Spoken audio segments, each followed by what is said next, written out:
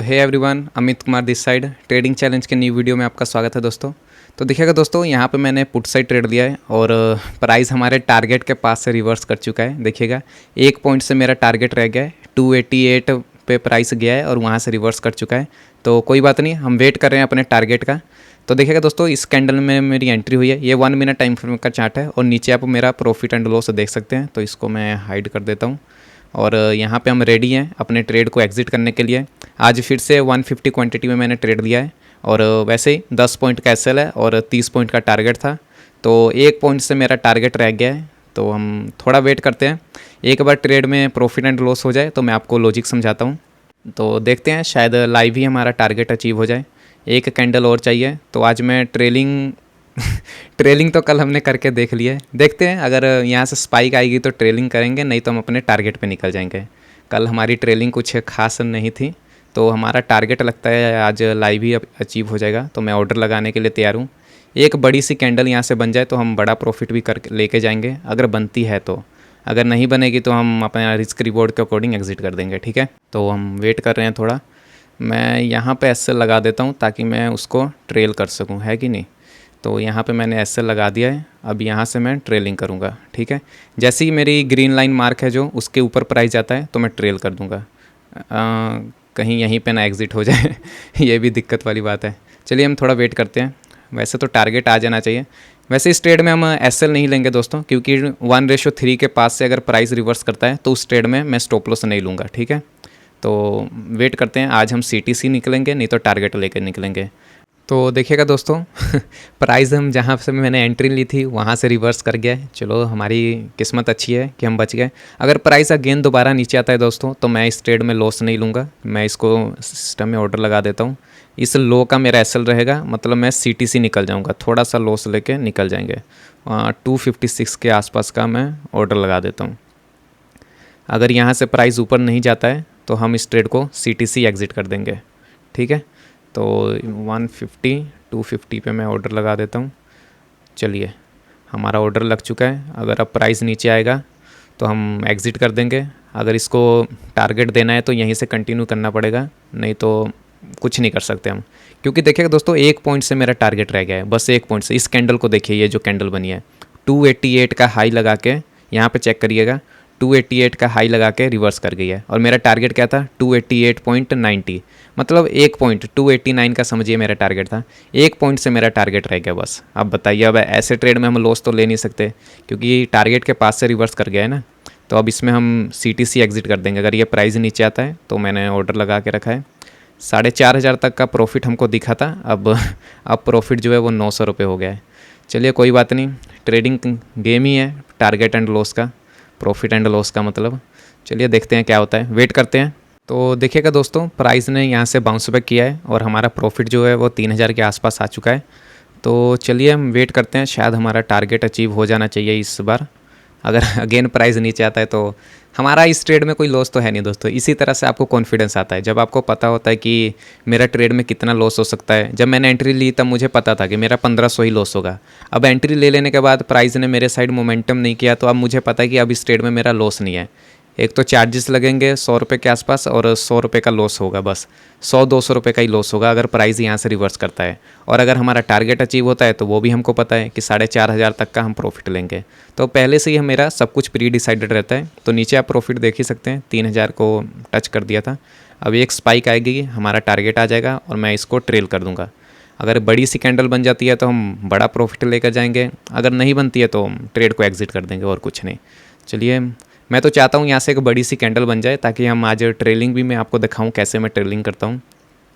कभी ट्रेलिंग तो किया नहीं है, लेकिन आज कोशिश करूँगा कि अगर यहाँ से दोस्तों बड़ी कैंडल बननी चाहिए तभी ट्रेलिंग हो पाएगी। अगर वही छोटी मोटी कैंडल बनने लगी तो हमारा ट्रेड जो है वो एग्जिट हो जाएगा ऑटोमेटिकली, ठीक है। तो वेट करते हैं। तो देखिएगा दोस्तों, शायद हमको अब टारगेट मिल जाएगा। मैंने अपने ऑर्डर को ट्रेल कर दिया है। अब मैं बस थोड़ा सा वेट कर रहा हूँ, एक बार ब्रेक कर दे, फिर प्राइस रिजेक्शन ले रहा है ट्रेलिंग देख रहे हैं दोस्तों कैसे ट्रेलिंग हो रही है आई होप आपको मज़ा आ रहा होगा। तो ये थोड़ा सा ब्रेक 289, एक पुश, बताइए ब्रेक ही नहीं कर रहा, पता नहीं क्या कर रहा है अरे भाई ब्रेक कर दे, ओहो टारगेट के पास से रिजेक्शन ले रहा है। तो यहाँ पे ब्रेकआउट हो चुका है दोस्तों। तो ये मैंने ट्रेल कर दिया है अपने ऑर्डर को। अरे ये शिफ्ट क्यों नहीं हो रहा।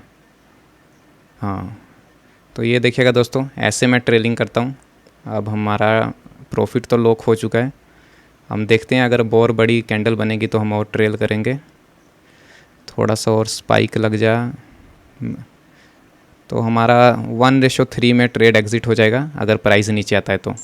चलिए, तो दोस्तों आज अगेन हमने 1:3 में अपने ट्रेड को एग्ज़िट कर दिया है। तो 5 मिनट टाइम फ्रेम पे चलते हैं। प्राइस ऊपर गया लेकिन स्पाइक के कारण ज़्यादा मोमेंटम नहीं हुआ। प्राइस नीचे आया तो हमारा ट्रेड जो है वो एग्ज़िट हो गया। अगर यहाँ से बड़ी सी कैंडल बन जाती तो हमको अच्छा प्रॉफिट होता, लेकिन वैसा हुआ नहीं।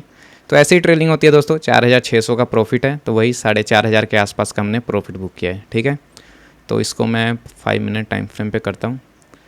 तो यहाँ पे देखिएगा दोस्तों, मेरी एंट्री किस कैंडल में हुई है। इस कैंडल में मेरी एंट्री हुई है। मैंने ये ओवरव्यू टेलीग्राम पे भी शेयर कर दिया था। तो यहाँ पे देखिएगा, जब ये कैंडल बन रही थी तब मैंने शेयर कर दिया था कि बेरिश ओवरव्यू है आज का। ठीक है, तो लर्निंग पर्पज़ के लिए आप जुड़ सकते हैं। चलिए, हमारा टारगेट आ गया है। अब मार्केट ने मोमेंटम नहीं किया तो उसमें हम कुछ नहीं कर सकते। ठीक है दोस्तों, तो अब ट्रेड के पीछे का लॉजिक देख लेते हैं। हाँ, सबसे पहले मैं आपको यहाँ पे भी पोजीशन दिखा देता हूँ। तो ये चार्ट लगा हुआ है, पोजीशन में चलते हैं, ऑर्डर्स में जाते हैं। तो ये देखिएगा, जैसा कि आपको पता है ट्रेडिंग चैलेंज का रूल है कि हमको एक ही ट्रेड लेना है। तो मैंने एक ही ट्रेड लिया है। आज फिर से 150 क्वांटिटी में ट्रेड लिया है और 4600 का हमारा प्रॉफिट हुआ है। 10 पॉइंट का स्टॉप लॉस था और यहाँ पे पोजीशन आप देख ही सकते हैं। 257 पे एंट्री है और एग्ज़िट वही 288 पे है। तो चार्ट पे चलते हैं, तो देखते हैं, क्या पता यहाँ से अब मोमेंटम आ जाए। तो चलिए, हम उसमें कुछ नहीं कर सकते। हमारा 1 टारगेट था तो वो हम लेके निकल गए। ठीक है, चलिए मैं आपको ओवरव्यू समझा देता हूँ। आज का ओवरव्यू भी दोस्तों बहुत ही सिंपल था। आज भी ज़्यादा दिक्कत नहीं हुई। जब मार्केट में सिंपल ओवरव्यू बनते हैं ना तो दोस्तों तो ट्रेड लेने में कॉन्फिडेंस आता है। तो इसलिए आज मैंने कॉन्फिडेंस से ट्रेड लिया। आज मैं आपको, वीडियो थोड़ी लंबी बनेगी दोस्तों, मैं आज आपको बिहेवियर भी बताऊँगा कि आज मैंने इस बिहेवियर पर क्यों ट्रेड लिया। एक सब्सक्राइबर का कमेंट था कि वो डिटेल में बताएं कि ये बिहेवियर पे ट्रेड कब लेते हैं। तो आज मैं आपको इसका भी बारे में बताता हूँ कि इस बिहेवियर पे ट्रेड कब लेते हैं। आज का ट्रेड इसी बिहेवियर पे है। अगर आप देखेंगे तो ये सेलिंग स्विंग, ये पुल बैक और ये ब्रेकडाउन, तो इसी बिहेवियर पे मैंने यहाँ पे एंट्री बनाई थी और अपने ओवरव्यू को भी शेयर किया था। तो यहाँ पे आप देखिएगा, यही बिहेवियर है। ठीक है, तो मैं इसको अच्छे से एक्सप्लेन करूँगा, तो वीडियो आप पूरी देखिएगा। थोड़ी लंबी बन जाएगी तो देख लीजिएगा। ठीक है, तो चलिए हम बड़े चार्ट पे चलते हैं। सबसे पहले तो आज का ओवरव्यू कैसे बनाया गया उसके लिए देखिएगा दोस्तों, आज का मेन कन्फर्मेशन था कल की सेलिंग, मतलब कल की क्लोजिंग। क्योंकि अगर ट्रेंड को देखेंगे तो ट्रेंड तो बाइंग है, ईएमए के ऊपर है, मतलब बाइंग ट्रेंड है। लेकिन क्लोजिंग में देखिएगा दोस्तों, कल क्या हुआ है। क्लोजिंग में एक बहुत ही अच्छी सेलिंग आई थी।